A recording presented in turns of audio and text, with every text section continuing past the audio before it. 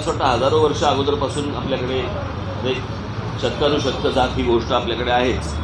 ही काय फक्त महाराष्ट्रात अशातला भाग नाही आहे, देशभर आहे, जगातही असू शकेल.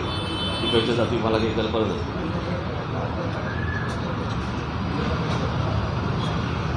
पण साधारणपणे आपण 99चं दशक 99 साल जर समजा आपण पाहिलं तर या 99 सालाच्या अगोदरपर्यंत या महाराष्ट्रामध्ये जातीपाती होत्याच. पण 99 सालानंतर जातीपातींमध्ये एकमेकांच्या बद्दलचा द्वेष वाढला, हे माझं स्टेटमेंट होतं. आणि राष्ट्रवादी काँग्रेसच्या जन्मानंतर जातींमध्ये द्वेष जास्ती निर्माण झाला, किंबहुना द्वेष निर्माण झाला दुसऱ्या जातीबद्दलचा. याच्या अगोदर कसं होतं, याच्या अगोदर आपण प्रत्येकाला आपल्या जातीबद्दल एक अभिमान होता, जातीवरती मतदान व्हायचं, इथपर्यंत या सगळ्या गोष्टी होत्या. परंतु दुसऱ्या जातीबद्दलचा द्वेष हा राष्ट्रवादी काँग्रेसच्या जन्मानंतर सगळा सुरू झाला. आणि हे काही मला एकट्याला माहिती आहे, मी फक्त सगळ्यांना, तुम्हाला पण सगळ्यांना माहिती आहे, सर्व राजकीय पक्षांना माहिती आहे, बोललो फक्त मी. आणि ह्या सगळ्या संदर्भामध्ये राज ठाकरेंनी प्रबोधनकार ठाकरे परत वाचावे, मला ह्याचा अर्थच नाही कळला अजूनपर्यंत. बरं, प्रबोधनकार ठाकरे मी वाचलेत, सगळी पुस्तकं वाचली, आणि काही माझ्या आजोबांचे अनेक जे संदर्भ होते ते त्या काळातले होते. मला असं वाटतं स्वतःला आपल्याला पाहिजे तेवढं फक्त प्रबोधनकार ठाकरेंचं घ्यायचं आणि बाकीचं घ्यायचं नाही, असंही करून चालणार नाही ना. म्हणून मी मगाशी म्हटलं की त्याप्रमाणे मी जसं प्रबोधनकार ठाकरे वाचले आहे तसं मी यशवंतराव चव्हाण पण वाचलेले आहे. सो यशवंतराव चव्हाणांनीही काय एक प्रकारचा त्यांचं आयुष्य कसं होतं, त्यांचा विचार करायची प्रक्रिया कशी होती, हेही वाचलेलं आहे.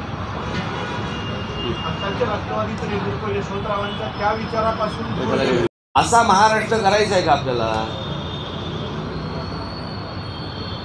आज निवडणुकीच्यासाठी म्हणून ह्या सगळ्या गोष्टी आज तात्कालिक वापरल्या जातील, परंतु ह्याचे होणारे परिणाम पुढे महाराष्ट्रामध्ये हे भयानक असतील, भीषण असतील.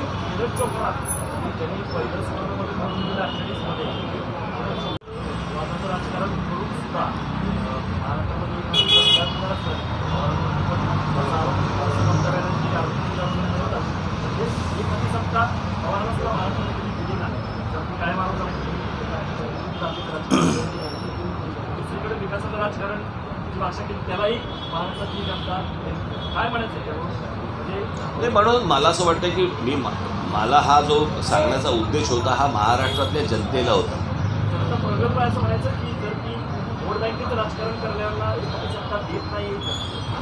तेही नाही तरी, परंतु मला फक्त ह्या जातीपातीतनं महाराष्ट्राचा विचार बाहेर येणं गरजेचं आहे, याच्यासाठीचा जो माझा प्रयत्न होता. कसं होतं की एक आपण गोष्ट बघितली पाहिजे की जे कधीही वातावरण, आता मी गेले अनेक वर्ष मी पत्रकारांशी बोलतोय, आपण शाळा कॉलेजेस सगळ्या गोष्टी बघतोय, आपण इतके अनेक वर्ष बघतोय. पण गेल्या 15-20 वर्षामध्ये शाळांमध्ये, कॉलेजेसमध्ये तिथे जाती आल्या, म्हणजे मित्रांमध्ये जाती आल्या, मैत्रिणींमध्ये जाती आल्या. कोणत्या जातीची मैत्रीण करावी आणि कोणत्या जातीचा मित्र करावं इथपर्यंत आलं. हे काय सरसकट माझं विधान नाही आहे, परंतु हे बऱ्याच प्रमाणामध्ये आल्या या गोष्टी. आणि दूर का जा, तुमच्यामध्ये पण आल्याच ती गोष्टी, पत्रकारितेमध्ये पण आल्या या गोष्टी की हा या जातीचा, तो त्या जातीचा, मग हा या जातीचा म्हणून त्या पक्षाचा आणि हा या जातीचा म्हणून या पक्षाचा, अशा अनेक गोष्टी आल्या. म्हणजे बातमी व्यतिरिक्तही मी अनेकदा पत्रकारांना भेटत असतो, त्यावेळेला पत्रकारांकडूनच मिळणाऱ्या या माहितीनुसार मी तुमच्याशी बोलतोय. हे इथपर्यंत खालपर्यंत प्रकरण कधी आलं नव्हतं. ज्या महाराष्ट्राने देशाला विचार दिला, ज्या महाराष्ट्राने या जी असे नेते निर्माण केले, या महाराष्ट्रामध्ये असे लोक निर्माण झाली की ज्यांनी देशाला विचार दिला, तो महाराष्ट्र आज आपण बघतो की अनेकदा हे इथे अनिल शिजोरी बसले. यांनी मला त्यांचा अनुभव सांगितला होता. एकदा उत्तर प्रदेशमधला, ते उत्तर प्रदेशमध्ये गेले असताना तिकडे एका वाटेमध्ये थांबले, एका ढाब्यावरती थांबले, एका तिकडे बाहेर त्या ढाब्याच्या खाटेवरती बसले आणि चहा सांगितला. आणि चहा सांगितल्यावरती त्या काउंटरवरचा जो ओनर होता, म्हणजे जो मालक जो होता, तो उठून आला यांच्याकडे आणि चहा असं त्या मुलाला सांगितलं होतं चहा. तो मालक आला आणि मालक आल्यावरती यांना विचारलं की कौन से जात से हो. त्यांना पहिलं कळलं नाही कौन सी जात से हो म्हणजे काय. त्यांनी परत विचारलं कौन सी जात से हो. मग यांनी काहीतरी त्यांची जात सांगितली. जात सांगितलं बरं ठीक आहे अच्छा बैठो इनको चाय देणार आहे. असा महाराष्ट्र त्याची जात काय.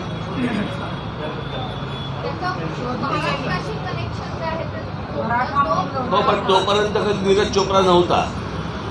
जिंकल्यावरती नीरज चोपडे झाला. चालायचं असंच असतं. नाही आज मला माझ्या महाराष्ट्रातला मराठा समाजातली मुलं मुली आज मोर्चे काढले, आंदोलनं केली. ते सगळे मोर्चे सगळे कशातनं निघाले, कसे निघाले. आणि जर समजा त्यांना आरक्षण मिळणार नसेल तर स्पष्ट सांगा ना त्यांना. ही माथी भडकवून डोकी भडकवून या सगळ्या गोष्टीतनं जातीचं राजकारण करून फक्त त्या निवडणुकीला मतं मिळतील, पुढे काय होईल.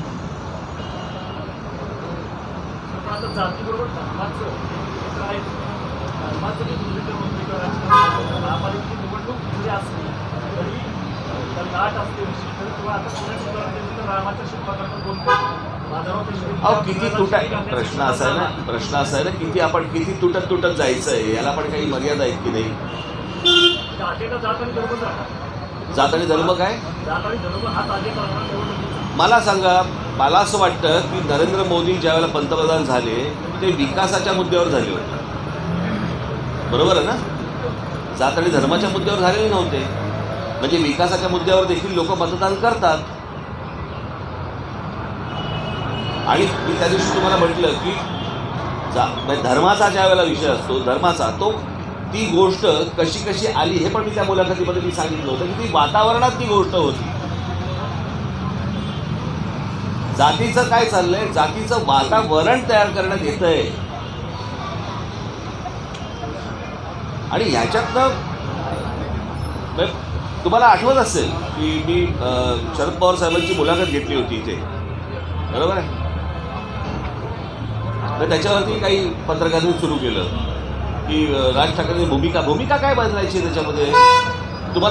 तुम्ही जर बघत असाल तर मी त्यांच्या वाढदिवसाच्या त्याचा वाढदिवस ज्यावेळेला होता त्यावेळेला मी भाषण केलं होतं, आठवतं तुम्हाला. आणि त्या माझ्या भाषणाची सुरुवात अशी होती की आजचा दिवस पाहता काही गोष्टी या राखूनच ठेवल्या पाहिजे. बरोबर आहे. त्या आज बोलून चालणार नाही. वाढदिवस असतो त्यावेळेला आपण चांगलं बोलतो. आता चांगलं बोलतो म्हणजे भूमिका बदलली.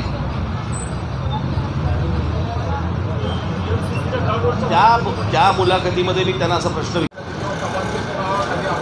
समानतेच्या नावाखाली आरक्षण जरुरी आहे. सगळ्यांना एका बाईमध्ये आणायचं यासाठी सगळं आवरण घातलं जात असेल तर हा सगळा फार्स म्हणायचा काहीतरी. मला ऐकून नाही आलं काय. वेगवेगळ्या जाती आघाड्या आहेत मातृत्वामध्ये, तर मग हा सगळा फार्स आहे. राष्ट्रीय पक्षाच्या नाही, हे फक्त मतदानासाठीच्या गोष्टी आहेत. त्यांच्या आयुष्यामध्ये सुखशांती यावी याच्यासाठीच्या गोष्टी नाही आहेत या. निवडणुकीच्या काळामध्ये 2-4 टाळक्यांचं या जातींमुळे भलं होतं, याच्या पलीकडे काय होतं. मला असं वाटतं आपण ह्या गोष्टी नीट समजून घेतल्या पाहिजेत. आणि माझा त्या दिवशीच्या मुलाखतीमध्ये सांगण्याचा उद्देश फक्त एवढाच होता. आता मी बाबासाहेब पुरंदरेंकडे मी काय जातो ते इतिहास संशोधक म्हणून जातो. मी काय तिकडे ब्राह्मण म्हणून जात नाही ना. उद्या मी समजा पवार साहेबांना भेटलो तर काय मी मराठा म्हणून जातो का. किंवा अजून मी तुमच्या घरी आलो समजा तर तुमची काही जात बघून येणार आहे का मी. आपण काही गोष्टीतनं बाहेर येणं आवश्यक आहे ना.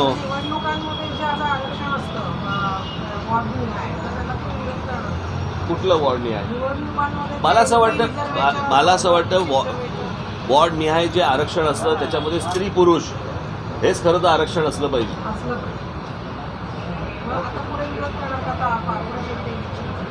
विरोध काय करणार. वरती जे ठरवतात तेच तुम्हाला करायला लागतं ना.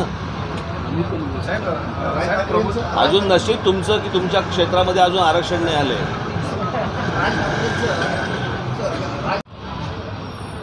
असं काय वाटतं तुम्हाला. मला साधारणपणे अंदाज होता ते काय उत्तर देतील. त्याप्रमाणे त्यांनी उत्तर दिलं की छत्रपती शिवाजी महाराज. मग मी त्यांना विचारलं, मग जर छत्रपती शिवाजी महाराज हेच जर आहे तर तुमच्या भाषणाची सुरुवात किंवा तुमचा पक्ष हा शाहू फुले आंबेडकरांचा विचार पुढे घेऊन जाणार, मग छत्रपती शिवाजी महाराजांचा का नाही? मूळ विचार जर समजा आपण बघितला तर तो छत्रपती शिवाजी महाराजांचा विचार आहे. कोणी वायरवरती उभं असतं राहून दे, ठीक आहे. मला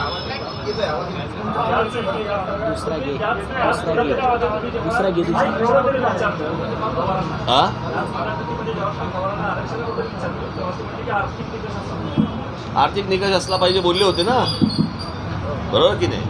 प्रश्न असा आहे की मी ज्या वेळेला एखादी गोष्ट बोलतो त्यावेळेला तुम्हाला ते खूप सोपं जातं बोलायला की अरे राज ठाकरेंनी भूमिका बदलली. हे बाकीच्या ज्या वेळेला सगळ्या भूमिका बदलत असतात त्यावर तुम्ही नाही रे बोलत. मी काढून दाखवीन तुम्हाला. साहेब, ज्या प्रकारे प्रामुख्याने सुरुवात होते आता हे 99 पासून तर आहे, आधीपासून काँग्रेस, भाजप, ओबीसी आघाडी, मुस्लिम आघाडी, मातंग आघाडी आधीपासून तर पक्षाचं कार्यक्रम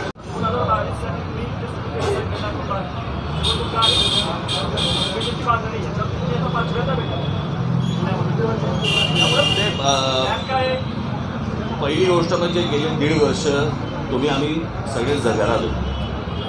खरं तर 1-1.5 वर्षापूर्वी सुरू झालं असतं, परंतु आता हे काय पॅन्डेमिक वगैरे या सगळ्या गोष्टी काय आपल्या हातात नाही. आज जे चित्र दिसते तुम्हाला कदाचित 1.5 वर्षापूर्वी दिसलं असतं, त्यावेळेला माझं सतत येणं वाढलं असतं. आणि ती जी बांधणीच्या काही नेमणुका आणि काही इतर गोष्टी ज्या काही राहिल्या होत्या त्या पूर्ण करणं गरजेचं होतं. आणि त्याच्यामुळे आता 1.5 वर्षानंतर आता हे त्यांनी काय सांगितलं त्याप्रमाणे 8 महिन्यावरती निवडणुका आहेत. त्याच्यामुळे मला आता जरा लवकर करणं, घाई करणं गरजेचं आहे. त्याच्यामुळे मग मला यावं लागतं. शेजारच्या आसपासच्या लोकांचे चेहरे बघा कसे उलटून झाले, तुम्ही यायला लागले. मला तुमच्यात पण दिसतोय.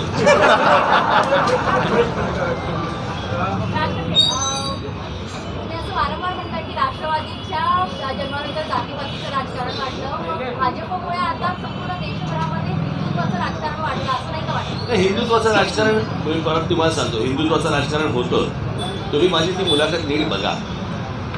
आणि मी तुम्हाला तीच गोष्ट सांगतोय की हे जे वातावरण असतं आणि वातावरण तयार केलं जातं या 2 वेगवेगळ्या गोष्टी आहेत. सर्वसामान्यांना वाटणं आणि सर्वसामान्यांना वाटायला लावणं या वेगवेगळ्या गोष्टी आहेत. त्याच्यामुळे त्यातनं तुम्ही नीट शोधणं गरजेचं आहे की आजूबाजूला वातावरण आहे का, आणि वातावरण आहे असं वाटायला लावणं हे होतं आहे का. जातीमध्ये द्वेष वाढला हा एक भाग झाला. पण मनसेची स्थापना जेव्हा झाली तेव्हा मनसेचा जो झेंडा होता तो बहुरंगी होता आणि सर्वसमावेशक तो आहे असं एक सांगितलं जात होतं. आता आपण आपला झेंडा ध्वज बदललेला आहे, हा बदल आपल्या भूमिकेमधला पण आहे. मी त्या दिवशी लॉकडाऊन लागायच्या अगोदर माझं अधिवेशन झालं आणि त्या अधिवेशनाच्या वेळेला माझं भाषण झालं आणि त्या भाषणामध्ये मी सांगितलं होतं की हा जो झेंडा आहे हा पक्ष स्थापनेच्या वेळेला माझ्या डोक्यामध्ये होता. कळलं का? तो मला सतत आणायचा होता. कधी आणायचा कधी आणायचा कधी आणायचा हे सगळं चालू होतं. या सगळ्या लोकांना विचारा तुम्हाला. आणि मी एके दिवशी निर्णय घेतला की नाही, तो आणायचा. तो आणायचा आणि तो आणला. आणि त्याच्यानंतर मग हे सगळं आपलं पॅन्डेमिक या सगळ्या गोष्टी सुरू झाल्या. त्याच्यामुळे ही गोष्ट पहिल्यापासून डोक्यामध्ये होतीच. आणि एक तुम्हाला गोष्ट सांगतो, एका कडवट मराठी आणि अत्यंत कडवट हिंदुत्ववादी अशा घरामध्ये माझा जन्म झाला आहे. त्याच्यामुळे माझ्यावरती झालेले संस्कार हे पहिल्यापासून तेच आहेत, हेही आपण ध्यानात आगामी पुणे महापालिकेची निवडणूक आहे, परत शिवाजी महाराजांचा मोठा आहे, हा सगळा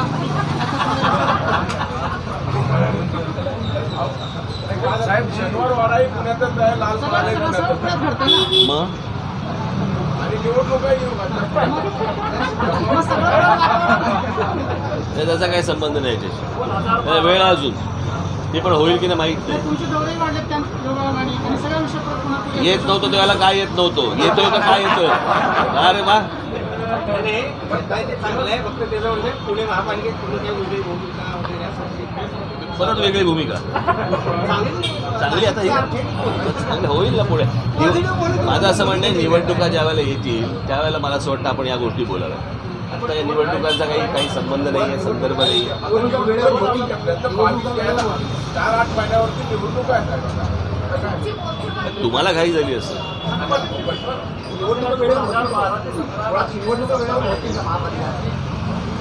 काय माहिती आता हे तिसरी लाट चौथी लाट काय चालू आहे. हा?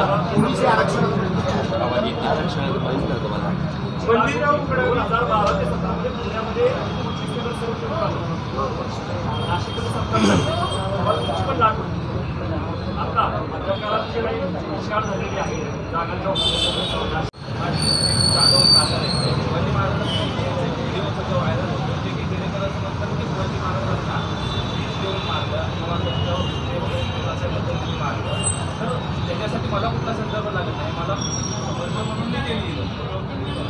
माझं हेच तर म्हणणं आहे ना की ज्या वेळेला तुम्ही सांगता की हा पुरंदरांकडनं किंवा बाबासाहेबांकडनं कोणी चुकीचा इतिहास लिहिला गेला, चुकीचा इतिहास लिहिला गेला तर मला असं वाटतं तुम्ही सांगा ना कोणता इतिहास चुकीचा लिहिला गेला. इतक्या वर्षात नाही कळलं कोणाला, आत्ताच ह्यांना कळलं. हां, ह्यांच्या अगोदरच्या पिढ्यांना कळलं नाही. म्हणजे मला असं वाटतं मी जर चुकत नसेल तर ते 50 साली आलेलं पुस्तक आहे पहिली आवृत्ती. हां, तोपर्यंत नाही कळलं कोणाला. मुळात वाचायचं नाही, डोकी भडकत राहायची, आपण स्वतः चुकीचं लिहायचं. आणि हे हवं आहे. कळलं का की या राजकारणासाठी म्हणून हे एजंट जे नेमले गेले ना ते एजंटचंच कामच ते आहे. माझ्याकडे आज अशी अनेक मुलं आली की ज्यांना माहिती नव्हतं, ज्यांना असं वाटलं होतं की खरंच असं अशा प्रकारे लिहिलं गेलं आहे. मला साधी गोष्ट दिल्याशी बोललो, कोण जेम्स लेन, कुठे तो सध्या? आग लावून गेला. मग कोणी आग लावायला सांगितली? त्याच वेळेला नेमका कसा काय आला? आणि म्हणून मी त्या दिवशी एक शब्द वापरला की हे सगळं वेल डिझाईन आहे.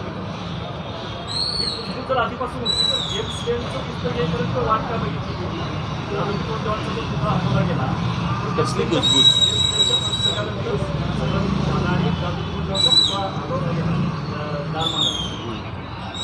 तेव्हाही मी बोललो होतो, पण मी तेव्हाही बोललो होतो तुम्हाला आठवत असेल तर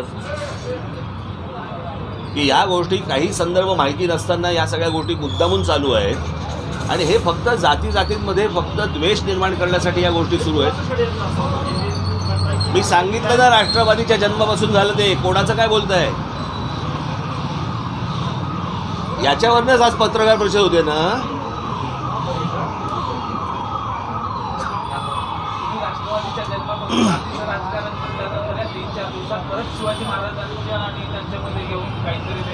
प्रश्न जातीचं, बघा, जातीचं राजकारण करणं, ऐतिहासिक संदर्भ असणं, इतिहासातले संदर्भ देणं, इतिहास काय आहे सांगणं, या वेगवेगळ्या गोष्टी आहेत. कळलं का? हे प्रश्न असा आहे की तुम्हाला मराठवाड्याचा पाण्याचा प्रश्न जर सोडवायचा असेल तर तुम्ही त्याच्या आधी जॉर्ज